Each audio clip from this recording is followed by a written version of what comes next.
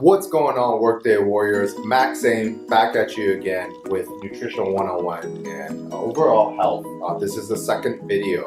And in our previous video, we talked about the pyramid. Now I want to talk a little bit more about macronutrients. And as you know, this is going to be really focused on just overall health and physique goals, right? It's meant to educate folks so they have the right information when they're making a decision on what to eat and basically how to look at nutrition and food overall. Because guys, food is our friend, it's not our enemy, and we don't want to look at it that way. We just have to understand it a little bit better. So now we're going to talk about macronutrients. What are macronutrients? Essentially, macronutrients and energy, these two components, have a lot in common. Now, macronutrients can be broken down into three different types. There's fats, protein, and carbs. And essentially, fats, protein, and carbs, the way it works is that each gram of fat equals 9 calories, each gram of protein equals 4 calories, and each gram of carbohydrate equals 4 calories. So, just to put this out there, I had a friend today. He said, "Hey, I can't eat ice cream because it's gonna make me fat and it's not part of my diet." The reason why ice cream makes somebody fat is because they are already eating more energy than they're actually expending, right? So if, let's say I run on 2,000 calories a day, and I already had 2,000 calories, and I eat another 200 calories worth of ice cream, then yeah, that 200 calories gets stored as fat. It doesn't matter if it's fats, protein, or carbs, because at the end of the day, each one of these gets broken down into a calorie amount, right? So that's one thing we have to understand, is that it goes into that calories in, calories out equation, right? And this component, when we talk about macros, it's gonna answer a lot of the questions that you guys have around nutrition and around diets, like the keto diet, right? Which really reduces the amount of carbs, as well as, are fruits bad for me, right? As well as low fat diets, right? It's gonna give you that foundation to make a further analysis on really, are these diets, good, bad, how do they stand in terms of, your viewpoint, your lifestyle, right? So I want to talk about each one of these, right? First of all, protein. What is protein? Protein is a 9-chain amino acid. It can be found in a lot of meat substances, so things like fish, chicken, also eggs, beef, right? They all have that whole 9-chain amino acid. And then there are a lot of plant-based proteins as well, like quinoa, rice, beans. However, some of the plant-based proteins, like rice and beans, don't contain that full 9-chain amino acid. Now, what does that mean? It means that you're not getting that full protein profile if you eat just certain types of vegetables. So that's why rice and beans are combined, because when you combine the two, they make up for each other. They lack certain types of the protein, and when you combine them, you get that full protein profile. What's also interesting about protein is that it is the building block for our muscles and a lot of our body tissue, right? We're going to the gym, breaking down tissue. We need some sort of substance to help us, so our bodies can use to rebuild the broken down tissue, right? And that's what protein is. Protein is the building block. One interesting fact about protein is that 20% of the calories in protein is actually used in digestion. So, I don't want to say, you can eat more protein, but in general, less of it is going to be stored in calories. Now, next I want to talk about fats. Now, first of all, what does fats do, right? Fats, it does a lot in terms of helping our body function regularly. It controls a lot of our hormones. It helps us produce a lot of our hormones. Our brains are made out of fats, and each cell in our body actually has a fatty membrane. So fats are crucial for our health, right? So already low fat, no fat diet, that's probably going to be out the window for a lot of us because you need fats to have a healthy hormonal function. Now, what kind of fats are there?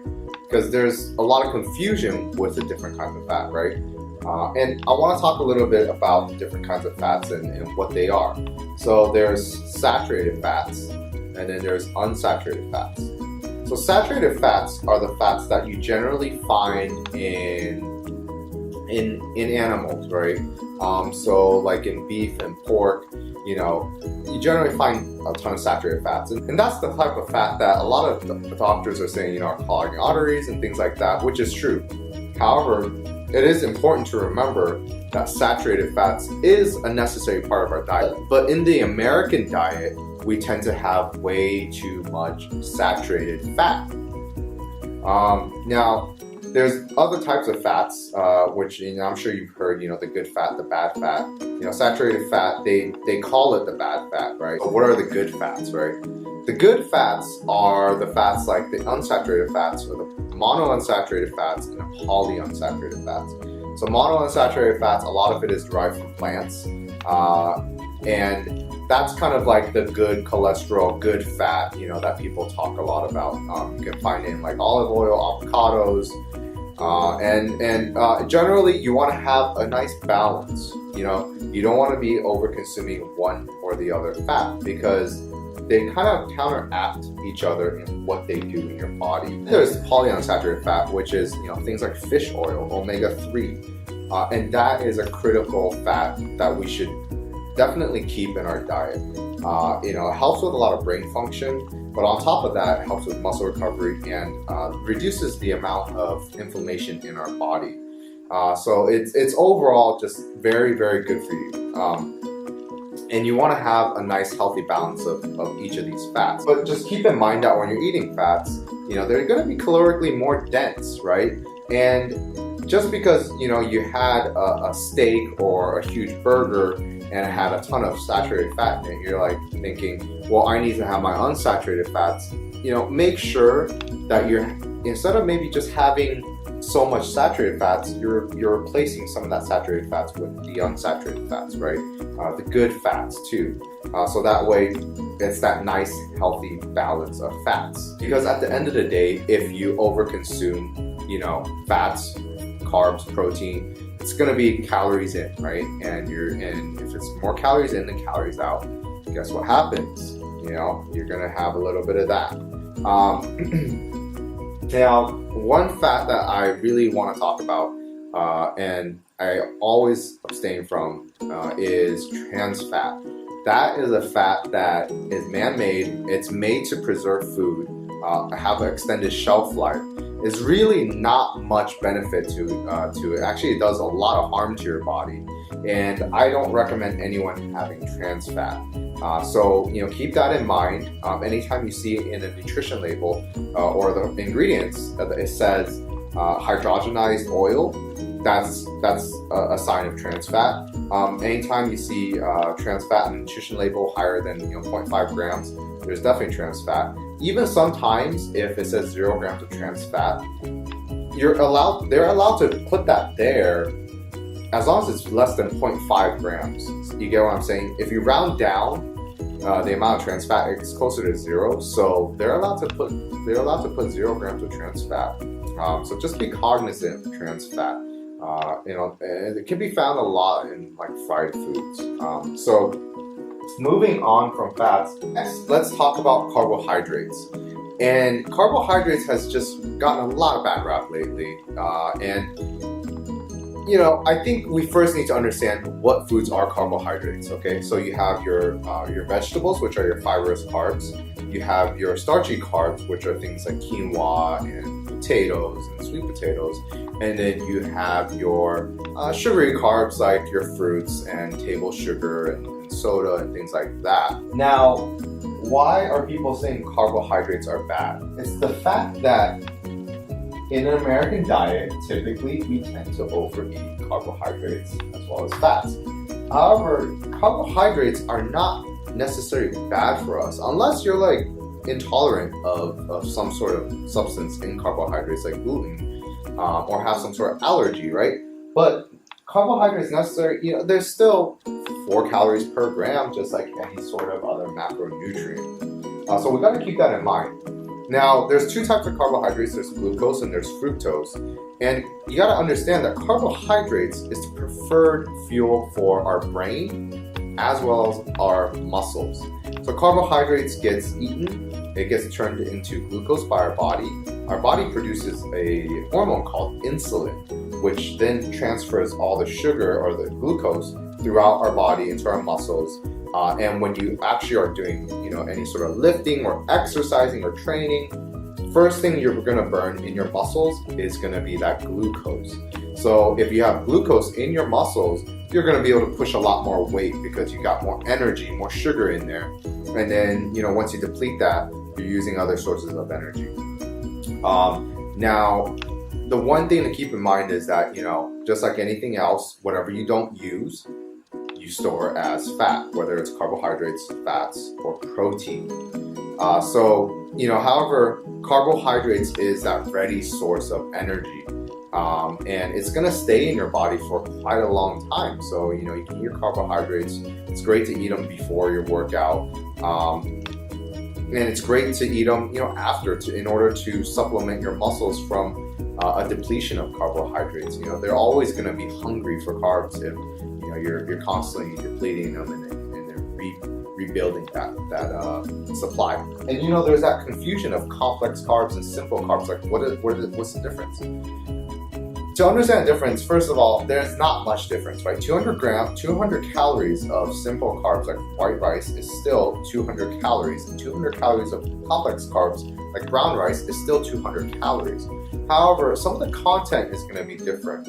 So 200 calories of white rice is going to have a lot less fiber, a lot less phytonutrients. So that means that when it goes through your body, it gets digested way faster, and your body is ready to use that sugar right away. And if you don't use it, you get that kind of spike, right? Just like if you're drinking soda, you're eating anything that's a very simple, easy to digest sugar, it goes through your body much faster, and then you get that dip. And a lot of times when you start getting that dip, you get more hungry also. Essentially, that's what a simple carbohydrate is, and kind of the difference there. Now, complex carbohydrate has a lot more protein, has a lot more fiber, or has a lot more phytonutrients, which means that it takes longer for your body to digest, and it gives you that prolonged steady state of fullness because fiber, protein, they prolong the digestion of food. They make it a little bit harder for you to digest, but at the same time, it makes you a little bit fuller. And at the same time, it gives you that steady state of sugar throughout your body, so you're not getting these like fluctuations, right? And that kind of leads me to that last question. A lot of people ask, is fruits bad for me? They think that because fruits have sugar, then naturally fruits are bad, right? But that's not the case. The thing about just regular sugar is that there's no fiber or phytonutrients in that. So when you ingest it, it goes straight into your blood and straight into your brain and your muscles, and you get no basic positive benefit. You don't feel full from eating it, and you get no nutrition from it. However, with fruit, there's a ton of fiber, there's a ton of phytonutrients, so it comes jam-packed with things that actually help you stay full for longer and give you that prolonged blood sugar level.